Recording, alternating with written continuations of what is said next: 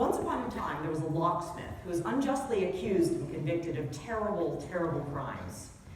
He was thrown into the deepest, darkest secret prison at the back of Beyond, and he was left there to rot in an isolation cell. After a while, his wife on the outside, who loved him very much, went before the king and begged to be allowed to give him a prayer rug so he could observe his prostrations.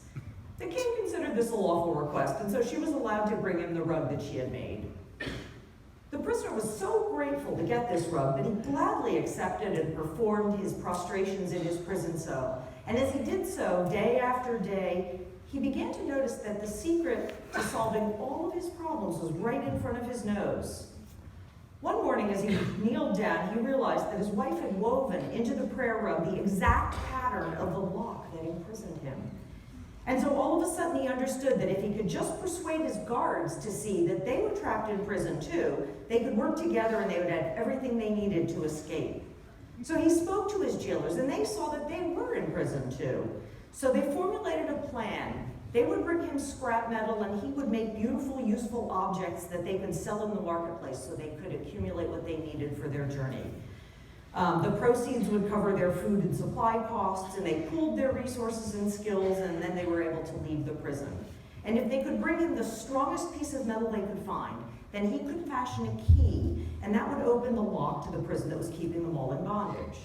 So one night, after everything had been prepared, the locksmith and his jailers unlocked the prison and walked out into the cool evening air. They knew they had a long journey ahead of them, but they were so excited to be outside, to be free, that they started to notice all these patterns and symmetry in mathematics, and they became genuinely curious.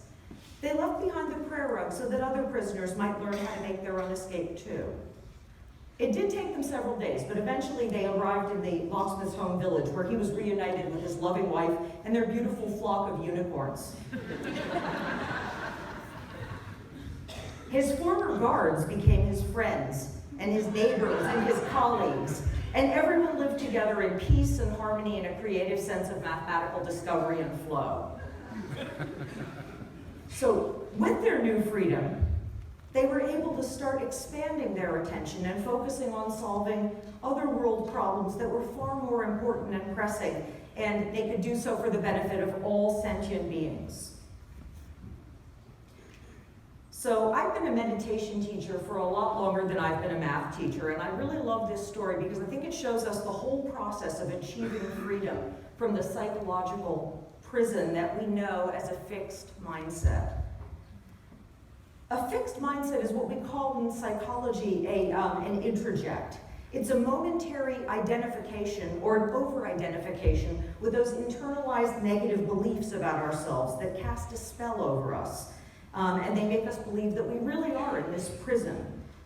But an identification is just a momentary defense mechanism. And noticing that you're having it is enough to free yourself from its spell. So this is what we can do to help our students wake up from this enchantment.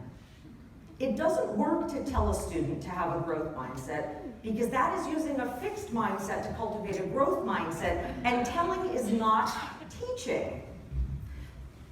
To truly teach a growth mindset, we have to invite students to notice their own inner fixed mindset moments, which are just like weather systems that are happening inside them. We can help them by reminding them that this is just a moment of temporary insanity,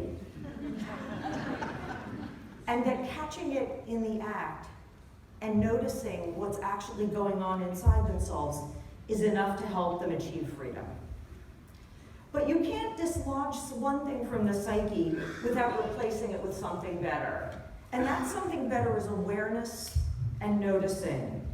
And my great teacher, Fred Orr, taught me, and I use it in all my teaching, that noticing shifts the energy. And in fact, it's the only technique that really works. So we have to teach students how to notice their own fixed mindset and to refrain from acting on it. Notice and refrain. Notice and don't react. Notice and don't react. And before long, they'll begin to realize that they, in fact, are brilliant too. And that by noticing their fixed mindset moments, we can help them to escape from the prison of identification with their own limiting beliefs.